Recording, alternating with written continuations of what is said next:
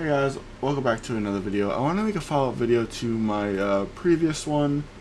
So as you guys can see here, this is my most recent video, how to bypass secure boot in TPM 2.0.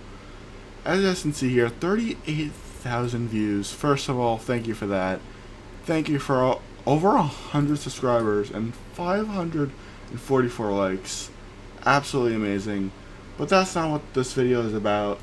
This video is about, well, some things I wanted to follow up with. So if you guys remember in the last video, what I said to do is go into sources, then to press Control A, go down. What you could literally do is just look for install.exe, delete that. Well, actually I can't delete it because it's in an ISO. But if it's extracted, you can literally just delete the install.exe and then copy over everything else. So just delete that and then drag that all into there. I didn't quite think about that for some reason. But yeah, you can just delete the install.exe by extracting the Windows 10 ISO and just drag everything else over. I could have mentioned that in the last video, but I don't know why I didn't. Now, another thing that people were mentioning about the ISO file. Can you leave a link to the ISO file? I legally cannot do that. I'm not allowed to do that legally, but if you search around Google, you should find one that will help out a lot.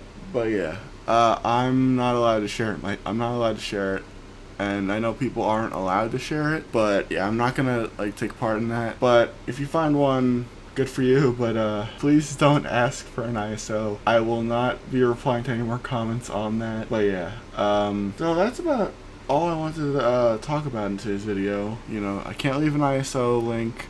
This whole thing where I can just delete the install.exe and drag everything over. And again, thank you for my most popular video on my channel. So yeah, I hope you guys do enjoy. Make sure to drop a like and hit that subscribe button. And I'll see you guys in the next one.